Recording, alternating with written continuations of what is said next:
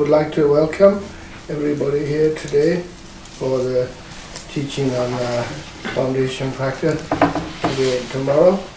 I'm happy to be back here in Toronto again.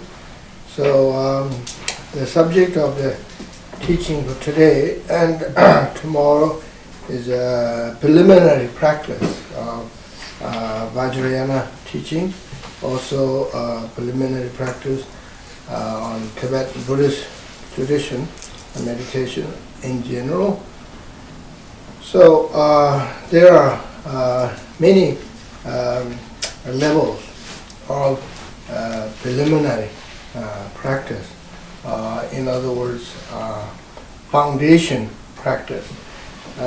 Tibetan term for preliminary practice or foundation practice is called Ngondro in Tibetan. Ngondro. Ngon means preliminary preparation, and dro means go.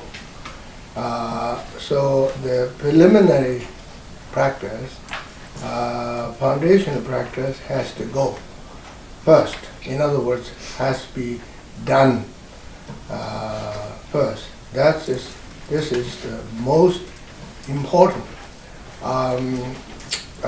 If the preliminary practice or foundation practice is not properly done, or if there is lack of solid foundation, then the practice will be a difficult one. Always there could be some obstacles and hindrances and difficulties. And a simple example is like when you build a house or a cabin, even, or put the earth on the ground. If the foundation is not leveled, you can't put the earth, and it doesn't work, and it becomes sort of lopsided and easily blown away by wind or collapse if there's a weight of snow, and so on and so on. And also, if you're building house, then you're talking about long term. Like you want a house that will last for long term. So if the foundation is not so good, then there could be a problem due to weather and over the time. So likewise, for Dharma practice, especially Vajrayana practice, it is important to have a good foundation. This is why in Tibet, in the old days, serious practitioners like yogis or yoginis and lamas, they spent for many years doing the foundation practice. For example, Lama Tsongkhapa himself did prostration alone, like millions of prostrations, did mandala offering. He was a simple Buddhist monk. He was on the material level, he was a poor, monk, and there was no question of poor or not poor. We're not talking, we're only talking about a material level, right? When you usually say poor, but in a spiritual level, he was very,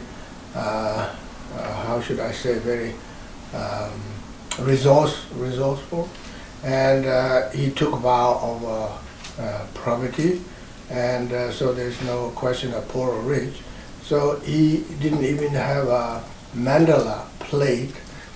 He could not afford to buy a mandala plate with the rings and so on. He did the mandala offering on slate on a piece of rock, and with the sand and with some pebbles and shells, and did thousands, 100,000 times mandala offering. And he did so much, he got a callus on his hand and sore. So done lots of foundation practice. Lama Tsongkhapa also did recitation of Sutra of the Three Hips, in other words, Confession Sutra, and reciting the name of 35 Buddhas. And he did so much, and gradually he saw them. He had a vision of 35 Buddhas, and then one point he couldn't see the heads of some of the Buddhas.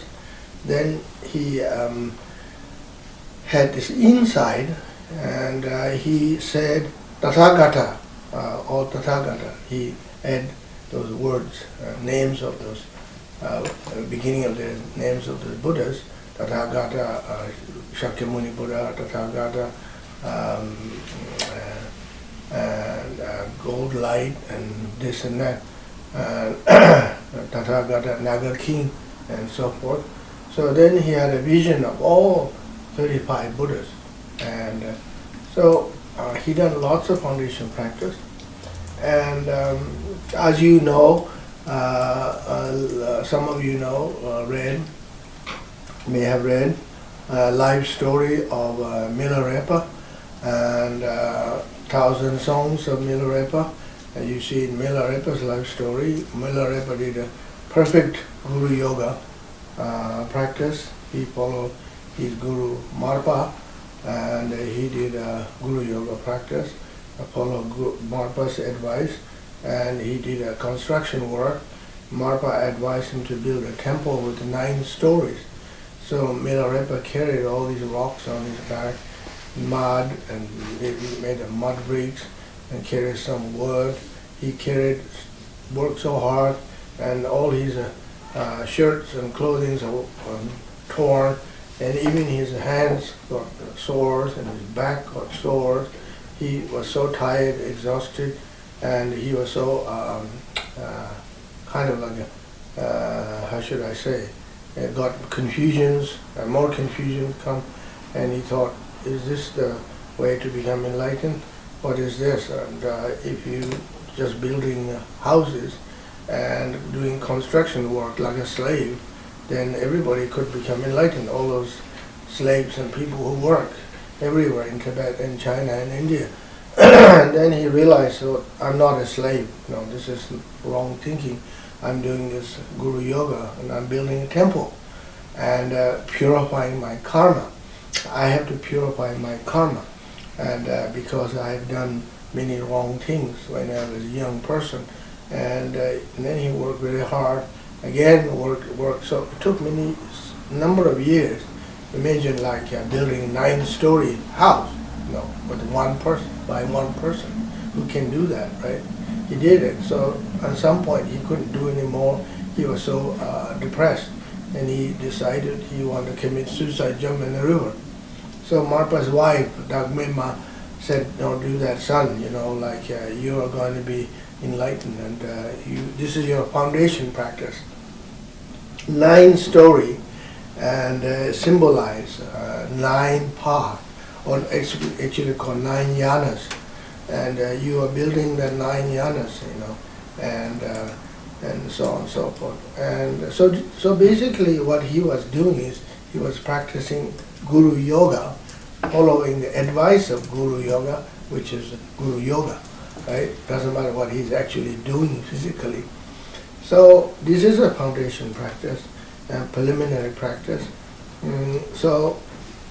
And I think what happens in the West today, and not just West, also East, around the world, today we don't have much time because we live in this consumer society, and we all live in this sort of capitalist society.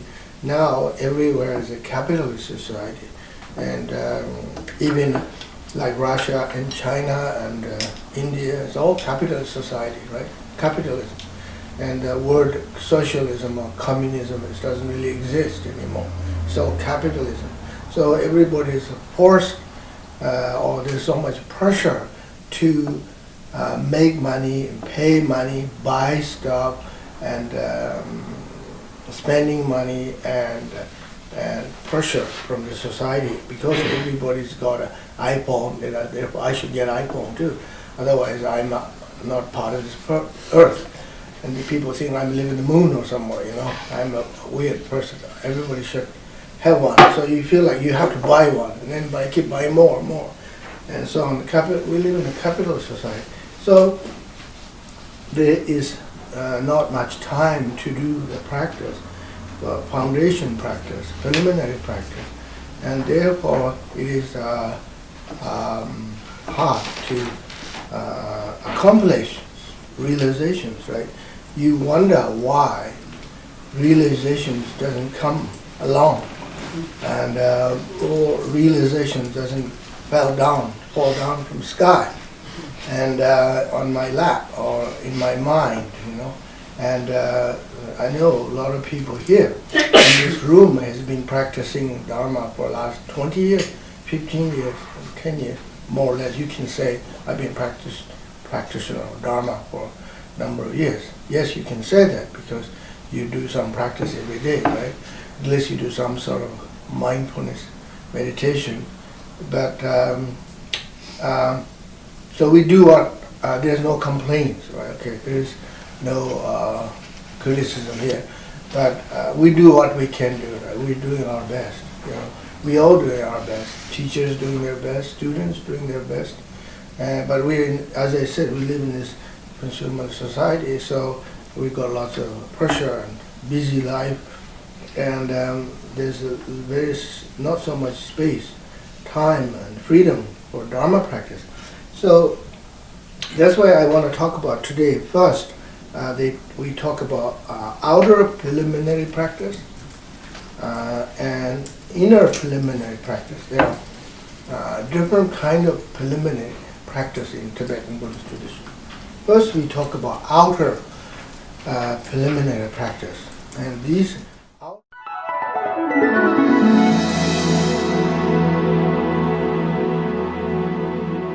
precious. We are very fortunate. We have obtained precious human rebirth. We are human beings. Not only that, we got opportunity to practice holy Dharma. We have opportunity to practice Buddha. We have opportunity to practice Dharma, and we have opportunity to practice Sangha, Buddha, Dharma, and Sangha. And this is very precious. And why we call it precious? Because, you know, not everybody's got freedom to practice precious Dharma. And not so many millions of people on this planet. We have more than something like, I don't know exactly the figure, something like 7 billion people, right? 7 billion people. That's a lot of people here on this earth. And when you think about how many people actually have freedom to practice Dharma, we don't know. I can't say, I can't assume. And we don't know who's Dharma person, who's not Dharma person, who's Buddhist and who's not Buddhist. We don't know. But general assumption is people don't really have. Majority, I mean millions and millions of people don't have freedom, don't even know anything. For example, imagine if you're born in places like North Korea, you don't have opportunity to practice Dharma. You don't even know the word Dharma. You probably have no access, right? And no books and nothing. So precious human rebirth means we, as a human being, we have opportunity to practice Dharma, precious. We got precious human rebirth. So knowing that is, I think, is very important to know that, and to remind ourselves, cultivate some form of mindfulness, to say every day, say to ourselves when you wake up in the morning or before you go to bed, I'm very fortunate, I got precious human life, I'm healthy, I can think, I can meditate, I can read, I can study, I can do prayers for others, and at the end of the day I do prayers for other people, do some practice, and it's very I'm very fortunate. So that's very important. According the advice of the spiritual teachers in the past, according Tibetan tradition, the advice that one should remind oneself that we got the precious human rebirth, and therefore one must not waste this precious human rebirth. It's so easy to waste.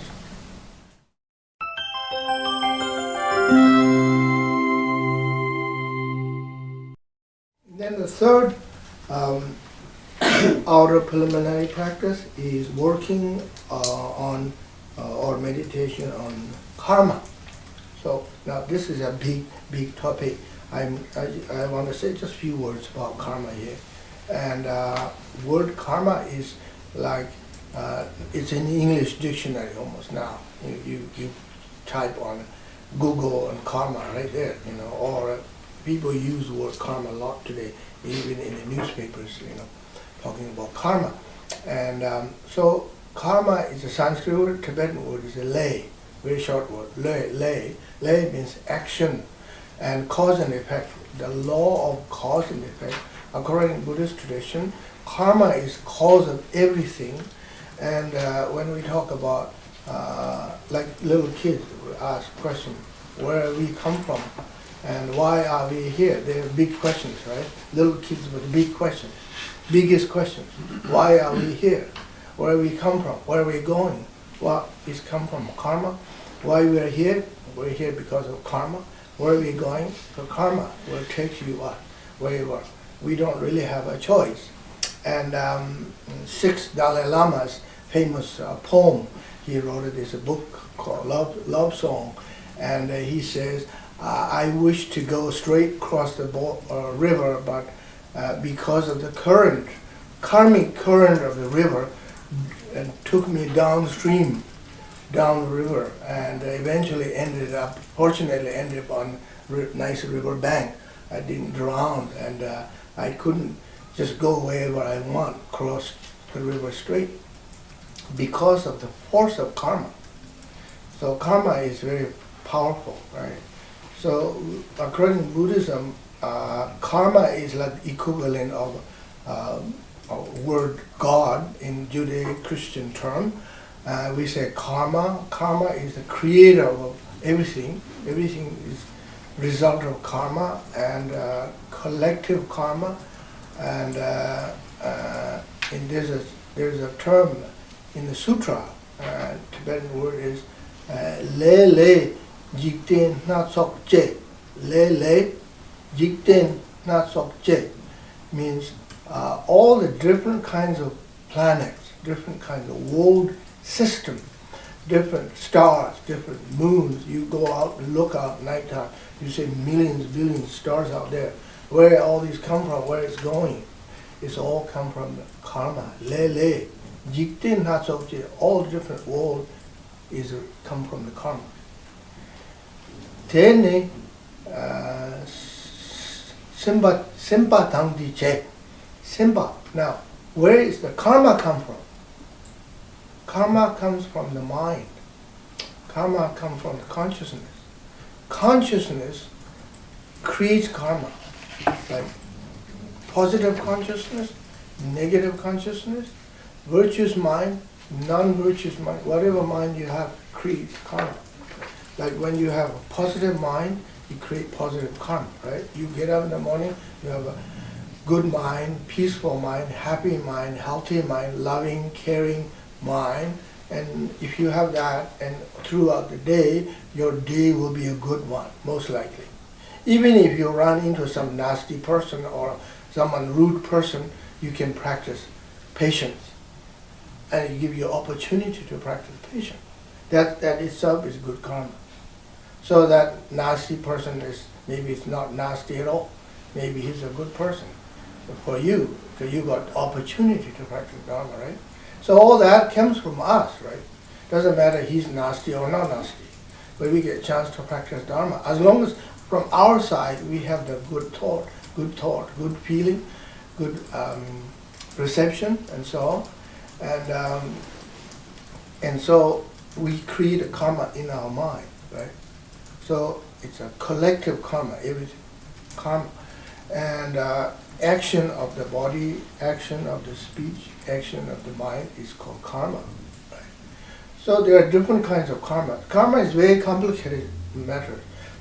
Most of the time, karma is difficult to describe, to find out, or to know, because it goes through so many lifetimes. So how do we know, right? We don't remember our past life, even one life before this life. And there's a like beginningless life, we say, according to Dharma, beginningless lifetime.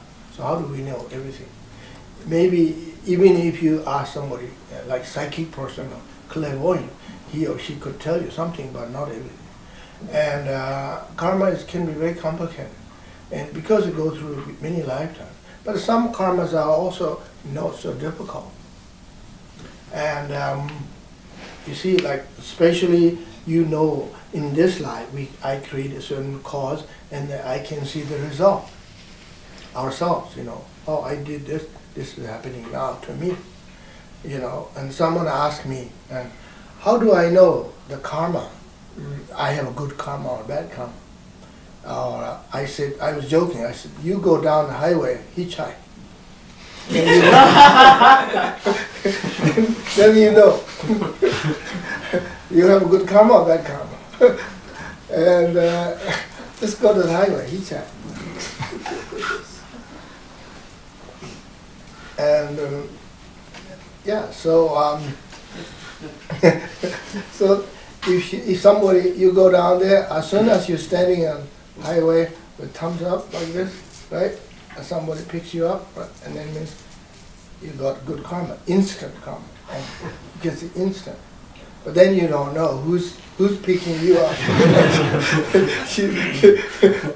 You feel like, oh, I want to get out of this car. Please stop. I don't like this man. He's a dangerous person or something, right? You don't know. So, and there's another karma. See, and anyway, so we have a word called instant karma. Instant karma is still karma. You can see right away, right? And so it's a kind of positive, negative, and good and bad. It's all mixed karmas too.